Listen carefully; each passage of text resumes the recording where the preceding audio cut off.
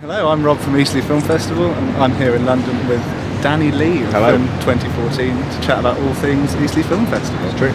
It is true. How are you doing today? I'm very well, how are you? Yeah, all right. Not bad at all. So when we first got in touch with you about the fest, what was it that kind of made you want to get involved?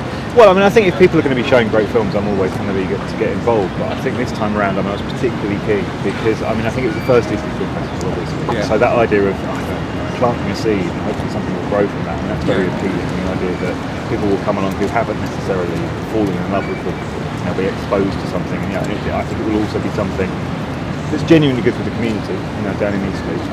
And also, I think what struck me was that everyone involved, included, had a really sincere desire to do something kind of open-minded and to actually dig a little back into the past and find some of the great old movies which don't necessarily get screened that often.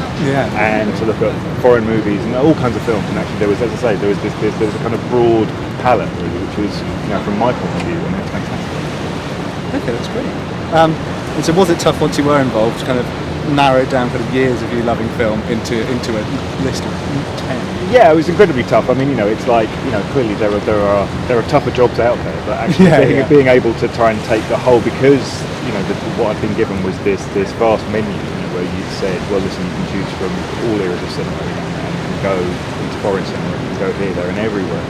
Narrowing down to 10 films does become quite tricky at that point, because obviously as soon as you choose a film that you love and that you think other people will love, there's any number of films which can't be on the list at that point, which is sort of heartbreaking. But, as I say, then you just have to bite the bullet.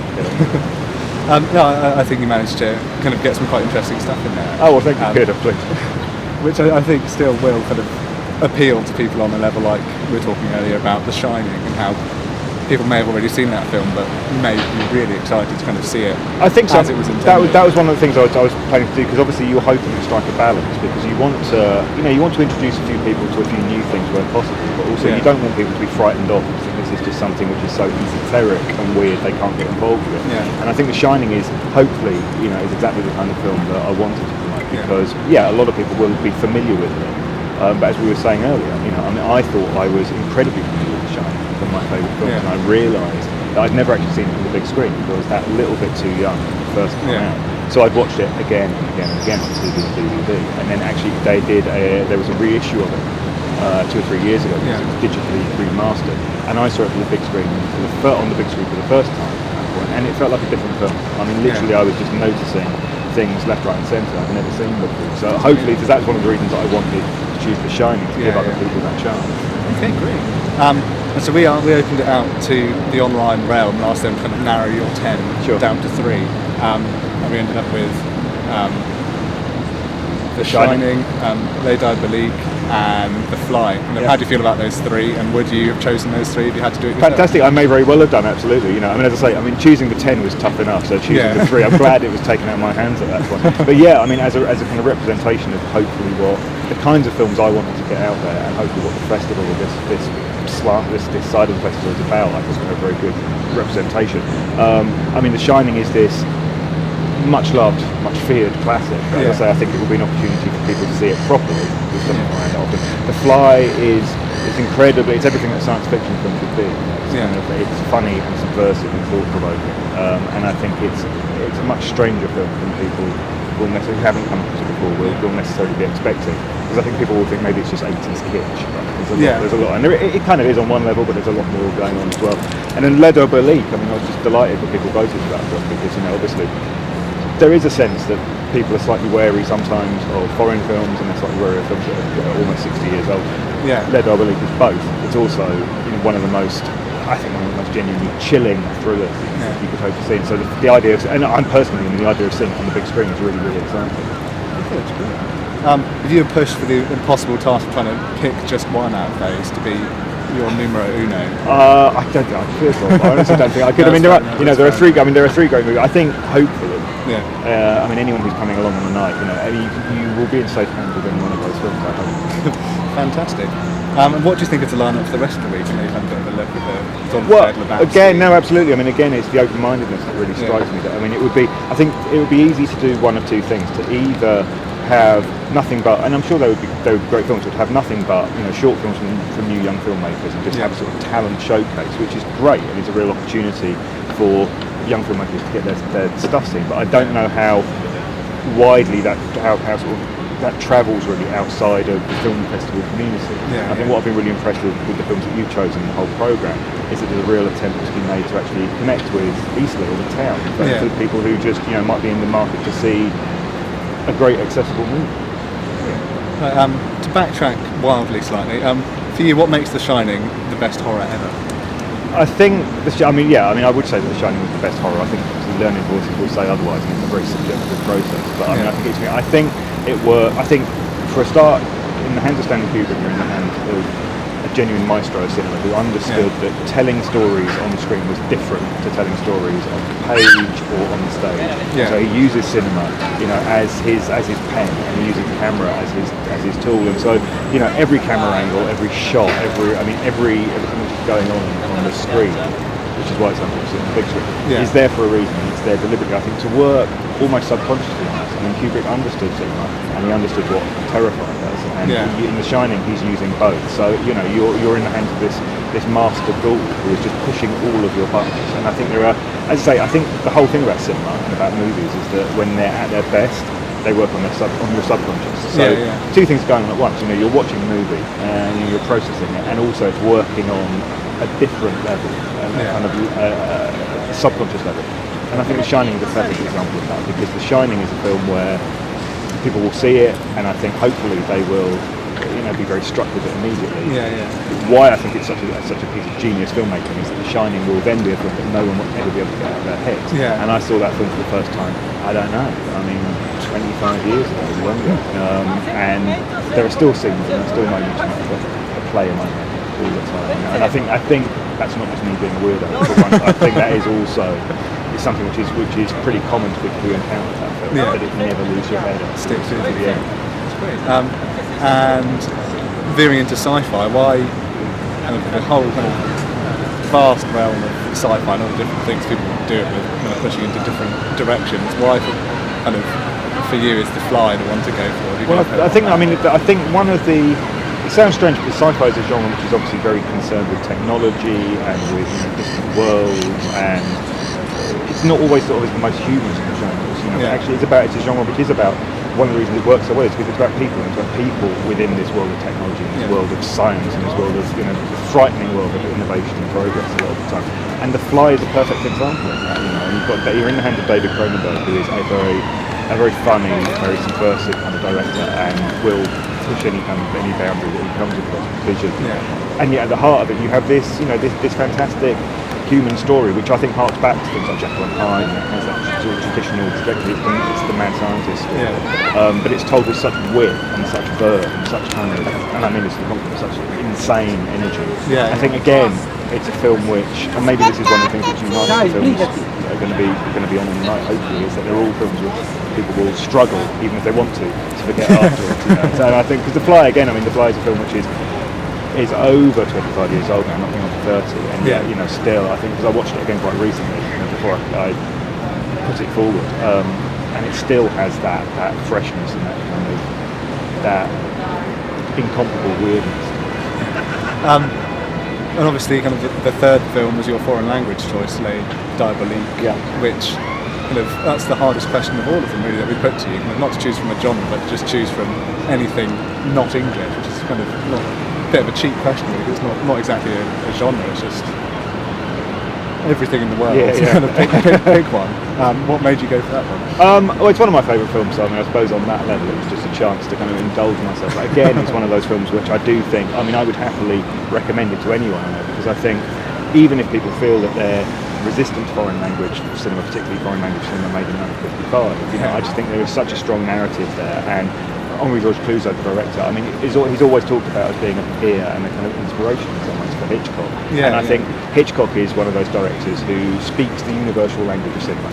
And actually, as long as you can read a subtitle now and again, the story that's being told to you is so compelling and is so visually strong. That actually you're just watching it purely as film. And I think it's the same with Clouzot. I think he tells this incredible story, which I defy anyone not to be sort of churned up by, absorbed by. And it doesn't matter that it's French, it doesn't matter that it's almost 60 years old, it's just this incredible universal, very unnerving, very disturbing, kind of haunting film. Again, without getting hopefully into the range of spoilers, and I will just say, I mean, it's got a fantastic ending.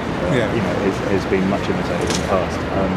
So I think if you're a student of cinema and you love film, with a capital F, then Les Diaboliques is certainly a film you need to check out. But I also think if you just love thrillers, you just love great stories, it's also a film for you. Yeah, I know some people in the office at work are going to opt for that one, for one to go to, because they just love a good thriller. Yeah, and love the suspense. And that's how it works. That's the level it works on. Actually, you have this kind of cast of unsavoury characters, in this slightly unnerving, unsavoury environment, and then terrible things ensue. That's the stuff of great drama. So, to touch in on the whole point of doing a night of old films at quite new snazzy cinema.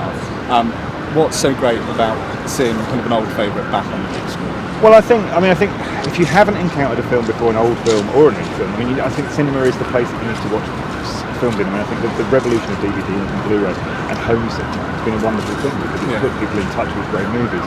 But I think film is meant to be seen at the cinema for all sorts of reasons. I think it's meant to be seen with other people. And I think it's meant to literally just be seen visually, as big as possible. So I think if you haven't seen a film like The Shining or Leigh before at all, you will be seeing it on the big screen as it was intended to be seen. Stanley Kubrick, Henri Georges Clouzot, any great director, they are making their films to be seen properly. So it gives the chance for people who've never seen a film before to do that. And even if you have watched those films once before or multiple times, again, I think you will rediscover things because they're such rich, wonderfully, dense films. That there will always be something going on, in the corner of the screen, or some little line of dialogue that maybe you didn't quite pick up sitting watching on your laptop at home. And when you see it properly at the cinema, again, part of the story is that. Part of the story is just the chance to see these things and hear these things as they were meant to be seen. But also, I think there is something to be said about for watching a film as part of an audience. It's a glorious thing. Yeah, because it's so easy nowadays, with Netflix and DVDs and dark corners of the internet where illegal things go down. I have no idea what you're talking about. I'll take your word for it. I don't know. You just made it up. I just made it up. But with all of that, it's obviously it becomes even more important to get out there, pay to see a film in the right environment, see a film. Well, it's this odd double-edged sword at the moment because obviously, the digital revolution has meant that everything is available, as you say. Legally and and everything is there, and you can see everything. And it's when I was getting into movies, that felt like this kind of insane futuristic vision. The idea that you just be able to click your finger or push a button, and any film from any corner of the world or any era would suddenly be there on your wonderful home cinema set. It sounds fantastic, but the problem about that is that first of all, as I say, you're not watching the things visually. Unless you happen to have a proper cinema screen in your home, and a proper row of great seats, you're not going to be seeing it as it's meant to be made by the director and by the other filmmakers. You're not going to be seeing it among other people, which I do think is absolutely vital. And also, the problem is that unless you devote months, years, decades of your life to sifting through and finding your own tastes and finding what you like, and while also being able to explore it, you're never going to see the things that you should be seeing, the things that I think you will fall in love with. If you're just sitting watching them on Netflix, service does its job, but it's not. You have to be your own curator. And I think sometimes you need a bit of guidance in that, and sometimes you also need a sense of adventure yourself. A bit of a risk.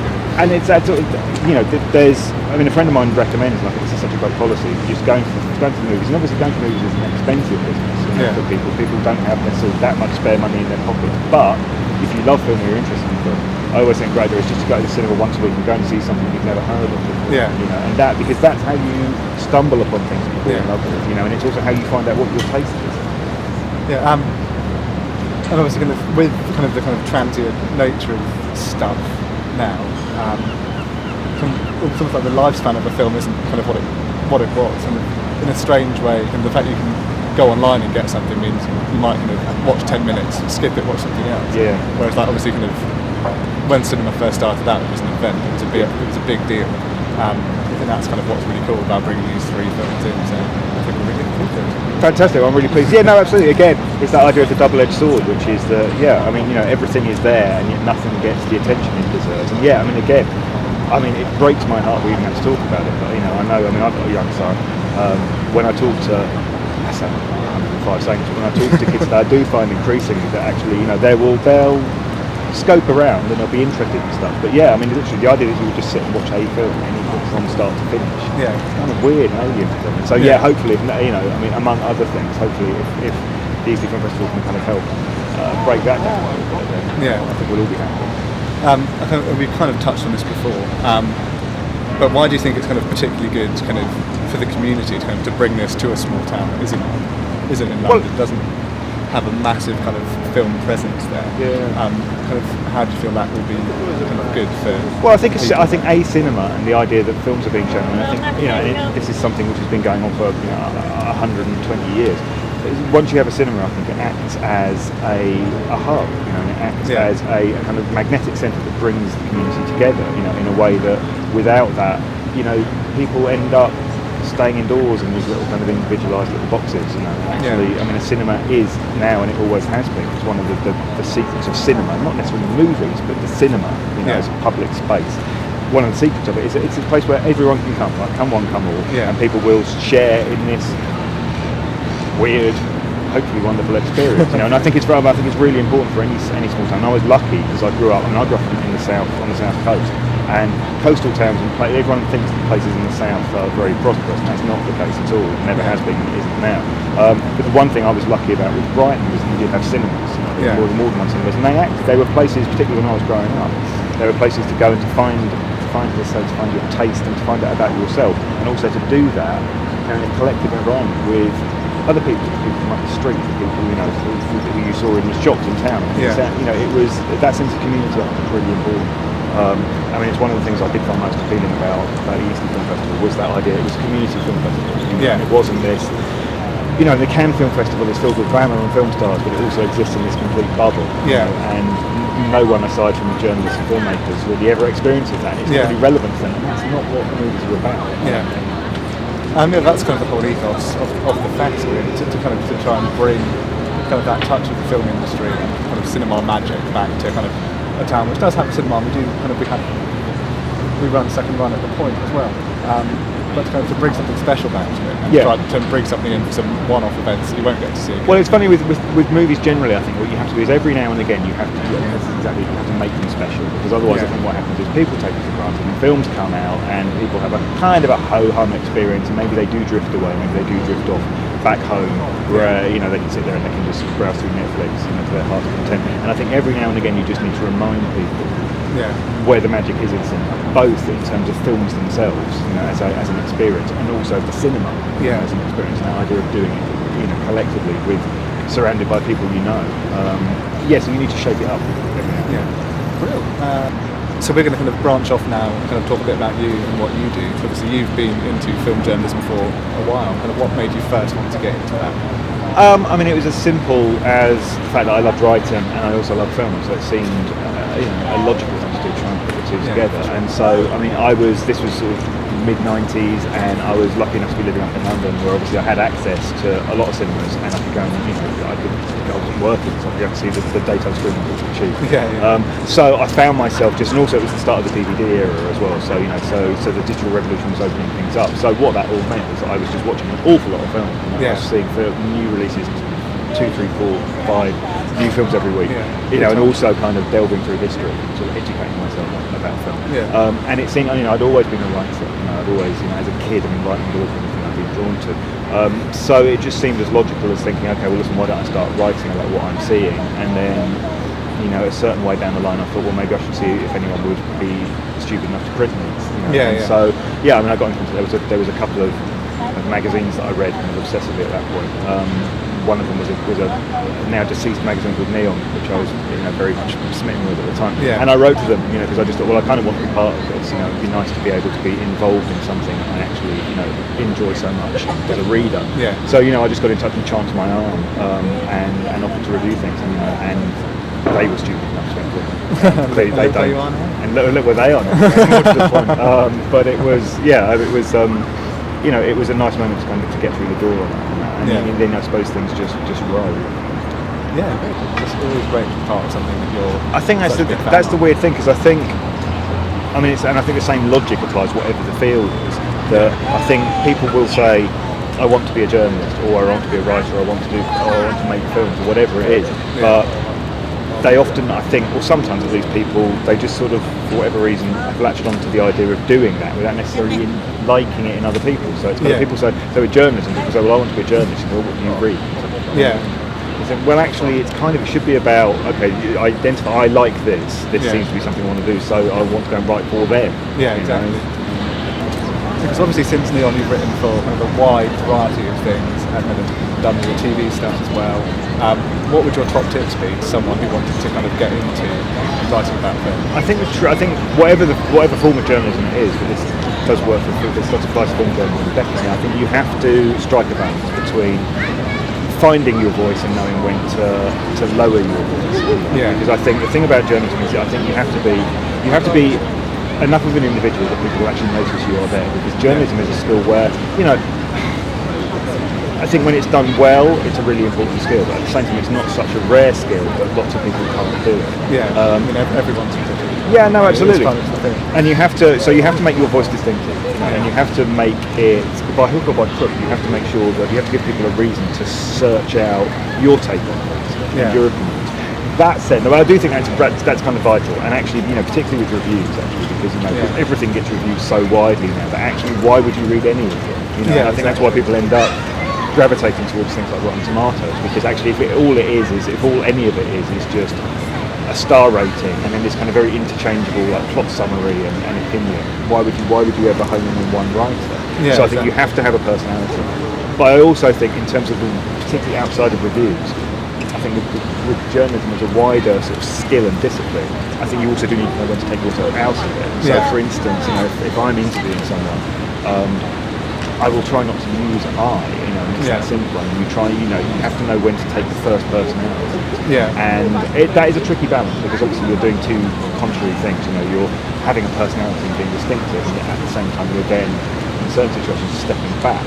So what I would fancy, if I'm doing the TV thing and I'm interviewing someone on camera, I will try to make sure that person is the focus, because actually I think if you're watching an interview with Wes Anderson and Martin Scorsese, my assumption is that you want to see Martin Scorsese and Wes Anderson. You don't necessarily want to see me proffering myself and my opinion. But then equally, obviously, if you're reviewing, and there are other forms of journalism where I think it's very important that you know who the person is that's right. And kind of to know kind of what the reader or viewer wants to get out of that particular thing, because you can put more of yourself into a review than you can into an interview. Absolutely. Again, it's a tricky thing, because you can't just work on the basis of just giving people what.